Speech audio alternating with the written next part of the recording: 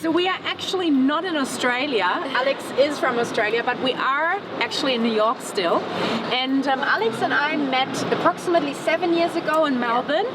And you had just started modeling. Sure has. Yes, and then the other day, I mean, what happened? Like, we just bumped into each other on a job in New York, and we were going like, hang on, we worked with each other before.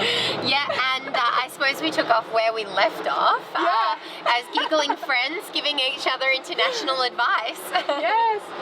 So did I tell you that you should move to New York? Or what happened exactly? Okay. I think the meeting went a little bit like, you should really think about internationally modeling. And I was like, well, I'm at school and maybe I should do it. And sure enough, got on a plane, went overseas, and here I am today, and we're sharing coffee at my cafe in New York. Exactly. 7 years later, you're not like really super successful as a model in New York. No, you have also with your boyfriend, that is, right? Yeah, fiance now. Oh yeah, well, congratulations. Yes, but 7 years ago we were boyfriend girlfriend. So yes. Yeah, right.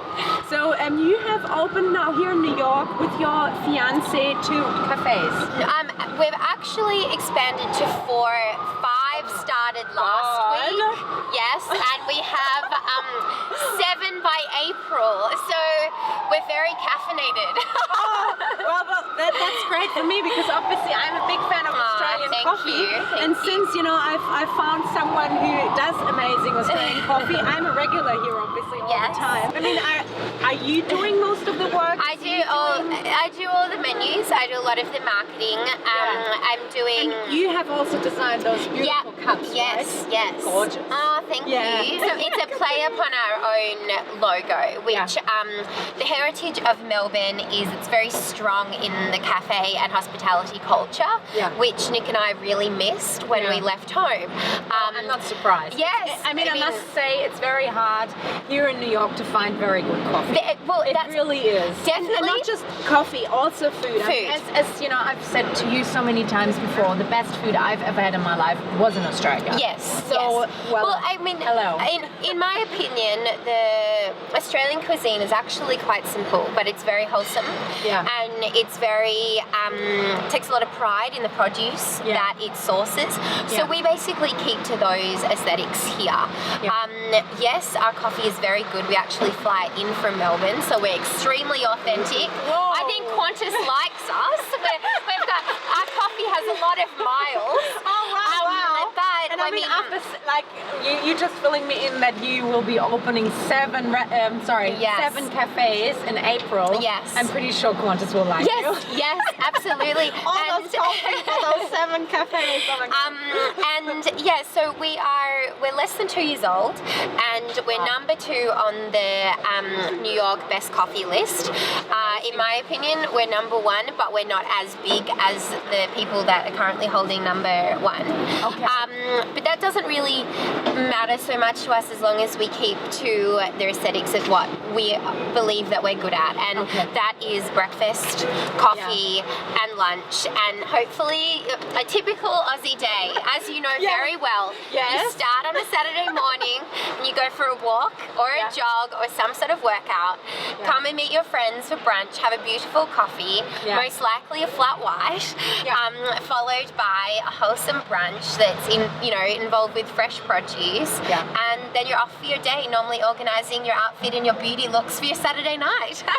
Wow. Welcome to Australia. Doesn't that sound like a really beauty day, right? Like good food, like a little bit workout, and then like a stroll in the sun. I mean, that's a perfect day, right? Well, I mean, absolutely. Beauty comes as a global umbrella, and when you look at it, I've done many study with biomedical science and a master's in nutrition into the health and wellness field. So it's all very well for someone to focus on their fitness and their exercise, which is a passion of mine. However, in the scope of life, it's actually only counts really 20 to 30% of the importance. The food and your routine is 70 to 80% important. I mean, it makes sense. If you're putting the wrong petrol in a car, how is it meant to, go? Which I know is a silly analogy, but what you put into your body, what you use on your body, is basically the output of how you look, how you feel, and how you conduct yourself. And how beautiful your hair and your skin is. 100%. Everything. Yes. Right? And like how you feel about yourself, what you actually, kind of like glow. Yes. If you actually do glow or not. Sorry. Yes. No, absolutely. I mean, and I suppose I lived by example. I did have some two quite bad medical conditions at my younger 20s, and it really damaged my hair and things like this. And I am a little bit against medications. Yeah. So I really went to the root cause and started. Yes, it takes longer when you do it the natural way, but I really worked on my diet. I really started to study, and that's where my passion fell. And I got myself back to feeling happy, healthy, and hopefully glowing. And so passing on that ability, like not that I'm trying to push it onto people through the company, but give them an option to experience a really wholesome breakfast or a lunch. That's what we're trying to do here. So Alex, tell me, you are obviously a beautiful model. A lot of girls, I think, have still kind of, the thought that they can't eat in order to be beautiful. What is your point of view on that? Right. So eating there's lots of pros and cons towards it, particularly in the industry. There's a lot of girls that feel like they should not be eating in order to stay skinny and those sorts of things. So your metabolism works against you if you take that route, because basically your metabolism slows down if you are putting yourself into a sense of starvation. So what ultimately comes down to is what you're putting in your body, when you're putting it in your body, and how much. So portion control, times of day. I'm a big believer, when possible, to have dinner very early, so it gives your body a time to digest before going to bed at night. I'm a big believer in having protein at lunch, trying to keep dinner on a more vegetarian basis. Start the day slowly in regards to like a lemon water or a green juice or a green powder or something. Then follow up with breakfast at say 9, something like that, because I don't like to work out in a full stomach. But it's also learning, it's an education within yourself of knowing what works for you and what doesn't. But in the modelling world, I know this sounds like a silly expression to use, but there's an element called skinny fat.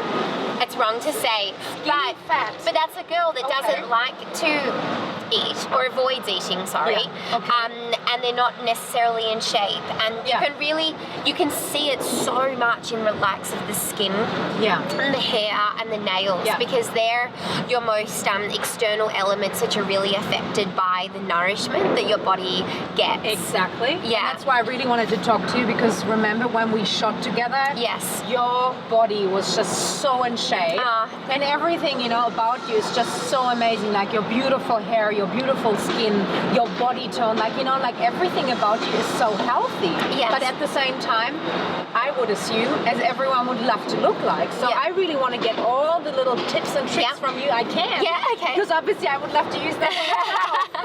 Absolutely. Well, okay, so let's start from the basis.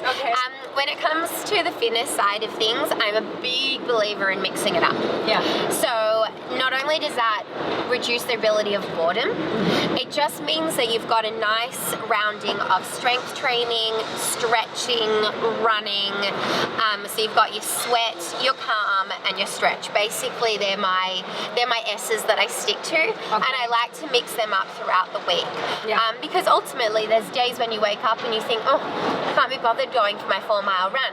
So that day, I may take up a yoga class, or I may do Pilates or something like that. I do work out at least 5 times a week in some sense. Some of that is even just stretching, but that that works for me because my workout is quite meditative and I have a lot on my plate a lot of the time. So with seven cafes, exactly. So. And then obviously your jobs as a model as well. Oh my God. So I really do. I'm a big believer in carving out your own time in the day. And for me, that exercise is my own time, and I really mean it. Like even when I go to the gym, if I do happen to go with my fiance or something like that, I'm sort of like, do your own thing. Like this is my world, and this is my time. Yeah, this is me time. Yeah, absolutely. And I think it's very special and very important. Yeah. In regards to so foam rolling is very important if you know what that is, and that I actually don't. Okay, What is that? so a foam roller is basically a piece of plastic or foam that's in a pipe. You see them a lot, like at gyms. Okay. And it's an element that helps with the stretching. So you actually roll over it, particularly on your legs and like through your arms, that sort of thing. And it really promotes like long, lean muscle when you're stretching. Yeah. It hurts a lot because you have a lot of tight muscles often. Okay.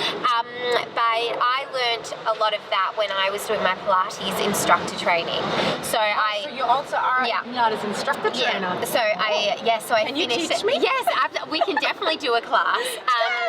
So I completed that in, I want to say maybe July last year. Yeah. And that was a really great element to add to my own training because it's all self-resistance. Yeah. And in my opinion, that's what women don't need to lift too many weights by any means. Because we don't want to bulk up too much, right? No. We just want to like have a toned body, but not too much muscle. Yeah. There's a great amount of exercise you can do of your own body weight. Yeah. And additionally, resistant bands, which are little elastic bands. Some are in the shape of a large circle, some are a little bit longer. Amazing to travel with. Like they're always in my suitcase when I'm going on jobs. Okay. And you can do things like that around, a pool or in your hotel room and things like that. And so you can only pull them as much as you're able to. So once again, it's your own resistance and your own weight. Wow. Which is really important. So training with your own body weight. Yes. Okay. All right. Yeah. Because I've just recently been talking about it. Now I was really interested in finding out how that works. Yes. That sounds to me very very clever, right? Yeah. But I'm traveling, I think at least as much as what you're doing. Absolutely. So for me, to carry weights and all that fitness gear with me in my suitcase, it's ultimately impossible. Yeah, when you're a premium makeup artist like yourself, you poor people, you hardly forget a t-shirt for yourself. The resistant bands. I mean, if we spoke about my favorite fitness tools to travel with, I would say a skipping rope, a resistant band, and obviously your shoes of some kind.